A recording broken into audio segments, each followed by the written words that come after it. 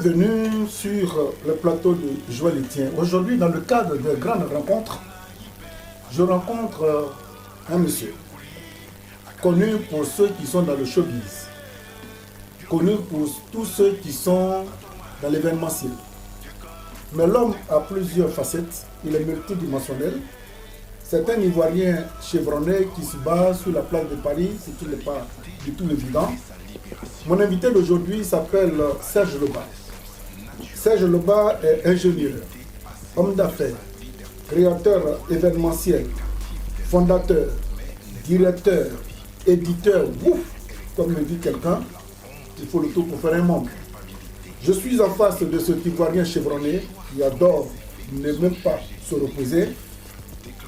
Il est aussi président d'un mouvement qu'on appelle TPLP, Tout pour le peuple. Il est père de 3 enfants. Monsieur Loba, bonjour. Bonjour. Alors, tout ce que j'ai dit, est-ce que ça cadre avec votre personnalité, votre biographie? Oui, tout à fait. Je voudrais apporter une petite précision. C'est tout par le peuple et non tout pour le peuple. Ça, c'est le mouvement. Voilà, c'est le mouvement pour que les citoyens puissent prendre ses responsabilités. Donc, vous voulez qu'on mette l'accent sur ce mouvement, ou bien vous voulez qu'on englobe, on dise qui vous êtes? Parce que, comme je le disais tantôt, vous êtes multidimensionnel et trépignant. Quelqu'un qui, je ne sais pas si vous le posez, vous êtes dans l'événementiel, vous êtes éditeur, vous êtes compositeur, arrangeur. et producteur de musique aussi. On commence par quoi pour finir quoi? Je vous écoute, je vous suis. D'accord. Depuis quand êtes-vous en France et pourquoi? Depuis 1999. Et c'était un peu dans le cadre de mes activités artistiques. À l'époque, nous avions formé un groupe qui s'appelle Young System, dont le fameux Jolo National nous a permis aussi de traverser les frontières. Et nous sommes arrivés ici. Voilà, bon. Avant, j'avais eu, dans ma jeunesse, j'ai eu l'occasion aussi de faire mes études ici, à Amiens, et aussi à Saint-Leu-la-Forêt, jusqu'au bac. C'est après le bac que je suis retourné en Côte d'Ivoire. J'ai eu à faire, ma petite carrière artistique, le temps de vraiment vivre ma vie d'Ivoirien. Et puis, par la suite, en 1999, je suis venu en France. Quelqu'un me disait que vous avez pressenti le moment douloureux qui allait s'emparer de votre pays. Est-ce que c'est par prémonition? Qu'est-ce qui vous a poussé à cette époque? Parce que c'est à partir de 1989 que tout a basculé, politiquement parlant, dans votre pays. Oui, à partir de 1999, je suis arrivé en France. 3 mois après, le coup d'État, Guillaume Robert au pouvoir. Donc c'était du jamais vu, quoi. Jamais vécu. Donc ça a été assez traumatisant pour quelqu'un qui aime son pays, on va dire. Et alors, quelle a été votre attitude dans ce moment précis? J'étais profondément bouleversé et puis j'ai de la famille là-bas aussi, on a des amis, on a des attaches et on prend tout le temps des nouvelles pour voir un peu comment ça se passe, si on peut aider, si on peut réconforter, puis si on peut faire quelque chose. C'est surtout ça, donc on se pose des questions au quotidien. Et comment vous avez géré cette étape, puisque c'était un début d'un bouleversement quasiment perpétuel, cadencé par d'autres mouvements, d'autres bouleversements, jusqu'à ce que le président Gbagbo arrive au pouvoir, et rébellion, guerre civile.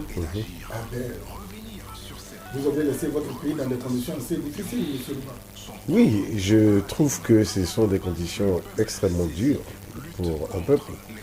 Et partons de ce principe, on ne peut que s'engager. En tout cas pour ma part, j'ai décidé de m'engager, pour voir ce que je pouvais justement apporter, vu les différentes crises successives qu'a traversé notre pays. Et franchement, c'était quelque chose d'assez désolant, mais quand même, je me suis dit que c'est peut-être, il y a certaines nécessités. Parce que, voilà, moi, si on me pose la question, est-ce que l'univers a été créé par hasard ou par nécessité, je dirais par nécessité. Donc je pense que la Côte d'Ivoire devait peut-être passer par ça pour pouvoir mieux appréhender l'avenir. Et vous pensez que les Ivoiriens ont tiré assez de conclusions parce que dans les dits, dans les mouvements, c'est parce que nous ressentons. Bon, en tout cas, pour ma part, j'essaie de relativiser et de philosopher de cette manière. Je veux dire que, effectivement, on doit tirer les leçons de ce qu'on a vécu. Je pense que c'est une approche, c'est un schéma dialectique qui nous permet de passer nécessairement par le contraire de ce qu'on vit. Voilà. Et puis, votre engagement était plutôt voué au toit de là pour que mon pays s'installe, ou bien vous avez créé pour conscientiser sur la cohésion sociale de notre pays. Ou bien vous êtes un engagé, mordicus, qu'on brûle tout, qu'on refasse tout, ou bien vous rentrez dans ce qu'on appelle la réconciliation et la cohésion nationale pour prendre le nom du ministère qui a été dédié à ce projet. Alors, nous avons créé un mouvement de la société civile qui est TPLP, qui veut dire tout par le peuple, qui travaille essentiellement sur de la communication d'intérêt général, de l'instruction civique et de l'éducation populaire. Donc pour nous, on considère au vu des différentes crises successives que pour les générations à venir, c'est une mine d'or en termes d'information. On sait maintenant ce qu'on ne doit pas faire. Vous voyez ce que vous contribuez à la formation politique et sociale du militant ivoirien. C'est ça. Là, ils ne sont pas formés. Hein. Oui, malheureusement. Ils sont livrés eux-mêmes, confondant même les leaders dans des idéologies politiques. Oui. Ça fait que, bon, on ne vote plus par nécessité, par les programmes.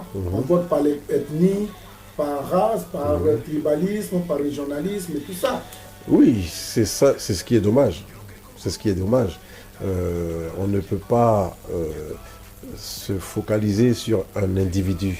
On doit suivre une vision, un but précis, et puis dissocier les institutions des individus et les objectifs aussi des individus. Sinon, si l'individu n'est plus là aujourd'hui ou demain, ben, ça risque de... Voilà. Donc nous, on veut travailler pour que le peuple ait une conscience politique. Les citoyens aient une conscience politique. On voit malheureusement qu'il y a des gens qui sont capables de donner sa voix en échange d'un bidon d'huile ou d'un morceau de pain. Ça, c'est vendre sa conscience. Et donc nous, on doit travailler en profondeur sur ça, sur les outils qui permettraient aux citoyens de prendre leurs responsabilités et aussi notamment de savoir les différentes interactions qui se jouent entre les collectivités, le peuple et l'État. Tout par le peuple, quel est le regard que vous portez sur l'animation politique en Côte d'Ivoire, surtout l'opposition ivoirienne? Bon, je ne voudrais pas être virulent, mais je trouve que... Vous le soyez plutôt, dites ce que vous pensez, parce que nous, ce qu'on voit, on vous laisse la parole en tant que fondateur de la société civile, tout par le peuple. Bon, ce que je peux tirer des grilles ou du schéma politique actuel, je trouve que l'opposition est peut-être dans une stratégie, mais qui, pour l'instant, ne donne pas de résultats concrets sur la condition de vie des Ivoiriens. Parce que les débats auxquels on assiste sont plutôt d'ordre personnel et liés au parcours politique des uns et des autres. Et moi, je pense que les Ivoiriens, il y a un gros problème au niveau du système de santé, au niveau de la sécurité des Ivoiriens, au niveau de la santé des Ivoiriens, au niveau de l'éducation surtout, notamment des débouchés économiques. Voilà, il y a beaucoup de chômage et toute une jeunesse est livrée à elle-même. Donc il y a un travail, C'est un désastre, c'est un désastre social, bien sûr. on ne peut pas rattraper. Tout est rattrapable, hein, mais à condition qu'on tire les leçons. Et qui doit faire tirer ces leçons? Ben, les gens ont beaucoup fait confiance à certains leaders. Ils ont fait aussi confiance aux partis politiques. Je pense que c'est en travaillant sur une conscience globale qu'on peut arriver à ça. Moi, je pense que si le peuple même est éduqué à prendre ses propres responsabilités, notamment sur la mise en application de certaines politiques, parce qu'il y a beaucoup de corruption, ce peuple-là peut, à partir de son expertise du terrain même, faire bouger les choses. Et je pense que certaines initiatives doivent venir du bas. On ne peut pas attendre que le gouvernement fasse ci ou ça. Donc je pense que c'est un travail de tous. C'est une vision commune à avoir entre les citoyens, l'opposition et aussi le gouvernement en place. Si le gouvernement en place a une vision qui va dans le sens de la libre détermination du peuple et son épanouissement, why not? Vous croyez à la réconciliation et au processus de réconciliation et de cohésion qui est mis en place en Côte d'Ivoire? Je pense que le processus de réconciliation est une bonne chose parce qu'aucun processus de ma connaissance n'a abouti en Côte d'Ivoire. Ça fait 20 ans. On a eu la CDVR. Sur la réconciliation. Hein. Voilà, sur la réconciliation, il y a eu la CDVR, il y a eu la CONARIV et il y a eu plusieurs initiatives au niveau de la réconciliation. Mais je pense que la réconciliation c'est quelque chose qui est naturel. Et la réconciliation, c'est avant tout un sentiment. Un sentiment selon lequel justice a été faite, réparation a été faite, et que vérité a été dite, et que la garantie a été apportée au peuple que les différents dysfonctionnements qui nous ont menés à ces crises successives ne se répètent pas. Et donc, pour l'instant, il y a un processus qui est enclenché. Et je trouve que on a eu, je pense que la Côte d'Ivoire les Ivoiriens ont investi de leur temps, 10 ans de mandat de l'actuel président Alassane Ouattara. Et je pense que c'est le moment de tirer les conclusions et de faire le bilan. Est-ce qu'il y a une cohésion sociale en Côte d'Ivoire? Est-ce qu'il y a une réconciliation? Est-ce que justement cette réconciliation, elle est volontaire politiquement? Mais le ministre Kakabé qui est en charge se bat. Oui, il se bat. Il se bat. Je trouve que. Il en fait même beaucoup trop. Je trouve que l'action en elle-même est louable. Parce que j'entends ci et là quelques personnes qui restent focalisées sur le parcours politique du ministre Kakabé. Et il a trahi la lutte, tout ça. Alors que là, on parle d'un processus de réconciliation. C'est deux choses différentes. Et moi, je pense qu'on doit se concentrer sur ça et voir qu'est-ce que ce ministère peut apporter avec à sa tête le ministre Kakabé. Je pense que les premières actions qui ont été menées vont dans ce sens de la décrispation et aussi de la réconciliation nationale. Donc je ne peux que saluer l'action actuelle qui est posée. Parce que ça part dans le sens de la réconciliation. Est-ce que vous êtes fier aujourd'hui d'être Ivoirien? Oui, j'ai toujours été fier d'être Ivoirien. Je suis fier d'être Ivoirien. Malgré tout, vous l'affichez? Oui, malgré les différents problèmes que les Ivoiriens traversent, je pense que les erreurs font partie de la connaissance. Vous voyez ce que je veux dire? Il y a eu des erreurs. Et dans mon propos liminaire, j'ai eu à vous dire que toutes les crises successives, les actions des uns et des autres, sont des mines d'or pour les générations à venir. comme ça, ils sauront ce qu'il faut faire, ce qu'il ne faut pas faire, parce qu'il y a des résultats. Soit on a une approche idéologique et on vient avec quelque chose, mais on pourrait avoir une approche prescriptive, dans la mesure où il y a des choses qui ont fonctionné et d'autres moins bien. Ça dit que, si je peux me résumer, ceux qui arrivent, ça dit que les générations futures, on se dit attention, on a pris les armes pour déstabiliser le pays. Bon, l'autre voisin, même s'il ne se comporte pas bien, rapprochons-nous de lui, on lui dit qu'il fait un peu trop de bruit, ainsi de suite. Et c'est comme ça que les nations se construisent. Récemment, il y a eu, pas plus tard que 2 ou 3 jours, il y a eu une forte pluie qui s'est abattue sur la Côte d'Ivoire. Jusqu'à présent, elle continue de faire ses effets. Des grands travaux ont chamboulé, des eaux de ruissellement ont trouvé refuge dans des domiciles. Est-ce que vos parents en Côte d'Ivoire ont été impactés? C'est la Côte d'Ivoire qui a été impactée à travers ce drame, ce sinistre que les Ivoiriens ont vécu. Je n'ai pas déploré de victimes dans ma famille. Et voilà, si je vais être précis dans votre question. Si Alors, vous voulez savoir. Comment vous analysez que Abidjan, qui était quasiment bien urbanisé, d'après ce que nous savions depuis longtemps, ces dernières années, Abidjan continue de recevoir le mécontentement de la nature. En une seule journée, 300 mm de pluie, Abidjan c'est trop petit pour concentrer. Comment vous analysez? Qu'est-ce qui n'a pas marché? Moi je pense que, comme je disais tout à l'heure, c'est une question de retour d'expérience. La connaissance, elle n'est pas immédiate. On doit passer nécessairement par des étapes. Et là,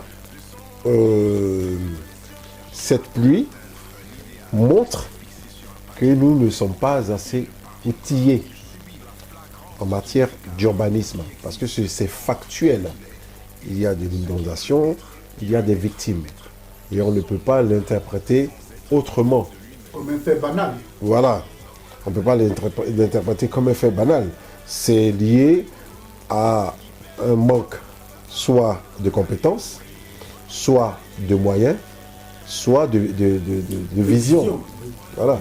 Donc là, je pense que à ce stade de la vie de la Côte d'Ivoire, depuis les années 60, on ne peut plus se permettre qu'il y ait des victimes à la moindre averse. Voilà. Donc, il faut décongestionner Abidjan. Donc, c'est capital de vouloir transférer une partie de l'administration en dehors de l'Abidjan. Ce n'est pas forcément de transférer l'administration. Ce qui est capital, c'est de doter toutes les grandes villes d'infrastructures nécessaires à l'évacuation hydraulique. Des eaux de ruissellement. Voilà. Et ça, je pense que l'État ivoirien a les moyens financiers de le faire. Il y a un débat. En pleine ville, on vient d'installer un péage. C'est-à-dire que vous prenez Torboué, pour aller à Bassam, un péage qui pose problème. Ce n'est pas le péage lui-même qui pose problème, c'est le coût. 1000 francs dans le budget des Ivoiriens, c'est un peu lourd. Quelle est votre vision et qu'est-ce que vous comptez proposer par rapport à ce coût et même par rapport au péage, pourquoi pas? Oui, tout dépend de l'utilité de ce péage. L'utilité de ce péage, je ne suis pas rentré en profondeur, mais je pense que habituellement, c'est d'affecter les fonds à l'entretien routier. Mais je pense qu'il y a déjà un fonds d'entretien routier qui est là et qui est garanti par l'État. Et c'est ce fonds qui a construit le péage. Je vous donne l'information. D'accord, ok. Donc c'est ce fonds qui a construit le péage. Voilà. Donc c'est... Le capital de 23 milliards, il faut oui, que forcément le citoyen mette l'argent, mettre la main à la poche pour cotiser et rembourser les 23 milliards. Oui, mais le péage, il apporte quoi aux Ivoiriens? À part, parce que ce n'est pas un actif financier. C'est quelque chose qui retire de l'argent dans les poches des Ivoiriens. Donc, qu'on nous mette un péage je ne vois pas pourquoi est-ce qu'il faille rembourser. Vous voyez ce que je veux dire? Parce que, à quoi il sert ce péage? Vous voyez ce que je veux dire? S'il y a un fonds d'entretien routier, mais c'est que ce fonds-là, il crée ce qu'on appelle des biens non exclusifs dont les Ivoiriens doivent bénéficier. C'est pas pour se faire de l'argent. C'est de récupérer, cet argent, il est récupéré sur les impôts que nous payons pour faire ces infrastructures. C'est pas... Voilà. Donc je ne vois pas pourquoi est-ce que on peut faire supporter aux Ivoiriens ce coût. Après, j'aimerais bien avoir des détails plus... comment on appelle ça? Des arguments plus soutenus. Mais pour l'instant, ce que je vois... Ce que le ministre a dit, il dit que ils ont dépensé 23 milliards, il faut que les Ivoiriens payent 1000 francs par passage pour pouvoir rembourser les 23 milliards. Pour le moment, c'est l'argument que le gouvernement, par le biais du ministre de tutelle, a laissé entendre aux Ivoiriens.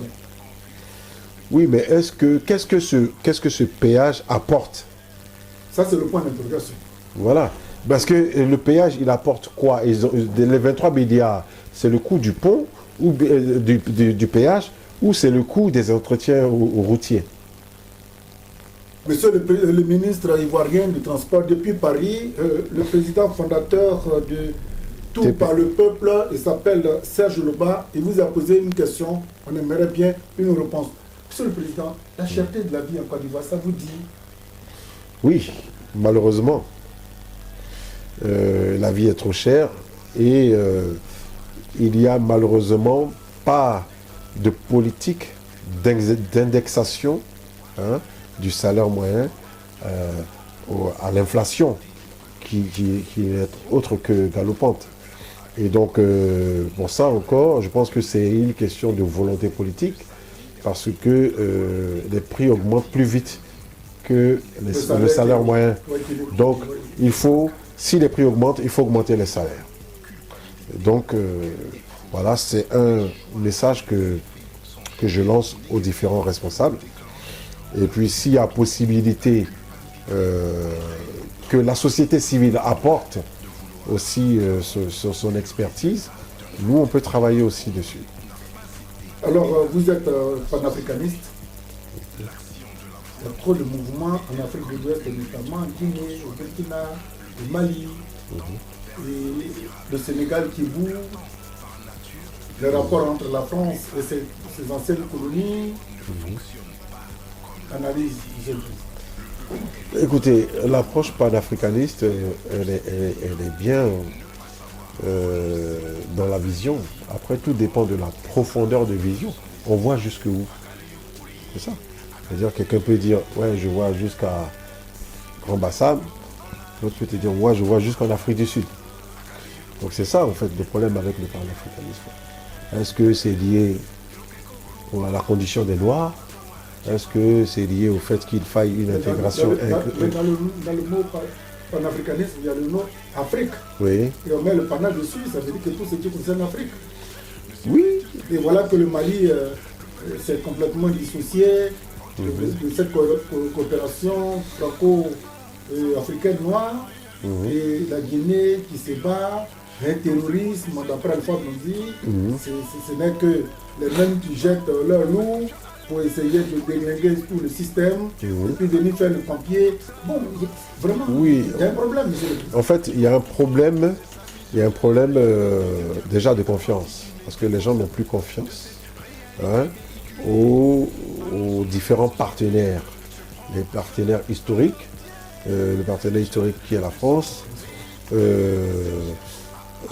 montre que sur le terrain, il a des limites.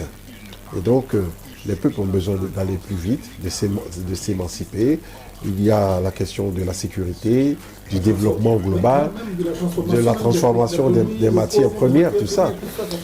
Et donc, je pense que c'est les peuples, avec leurs leaders, ou les peuples éduqués, qui doivent décider de leur destin à travers une organisation. Nous sommes de la société civile, c'est-à-dire que nous ne sommes ni d'un gouvernement, ni d'un parti politique, ni de l'armée. nous sommes de simples citoyens qui avons décidé de nous organiser pour prendre nos responsabilités. Et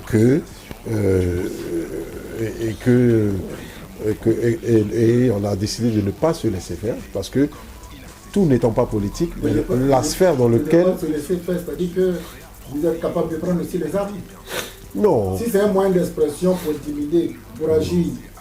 Non, pas aller jusqu'à prendre les armes, mais se faire entendre. Déjà, se faire entendre, c'est déjà une arme, se faire entendre. Et un vote est aussi une arme urbaine en termes de politique. Donc, je pense que les citoyens devraient s'organiser là où les partis politiques pourraient être affaiblis ou muselés. Les citoyens doivent prendre leurs responsabilités pour dire voilà, nous sommes tous des citoyens, qu'on soit BT, Baoulé, du Nord, du Sud, PDCI, FPI, RHDP et tout ça. Si on entre dans un hôpital et que cet hôpital-là, il n'est pas de bonne qualité, ben c'est la mort à coup sûr, quelle que soit ton appartenance politique. C'est ce que je voudrais communiquer en termes de message aux Ivoiriens, voilà, et à nos adhérents. La dernière question, je ne sais pas si on doit vous appeler président, si on doit vous appeler ingénieur. Bon, je parle sous le sceau de votre mouvement, TPLP. D'ici quelques mois, la Côte d'Ivoire va ouvrir les vannes électoralistes ou électorales, ça dépend, un van électoraux. Alors, en 2023, on commence par les municipales. Ça vous inquiète? Oui, avec son lot de crispations et de tensions, on va dire traditionnelles, malheureusement.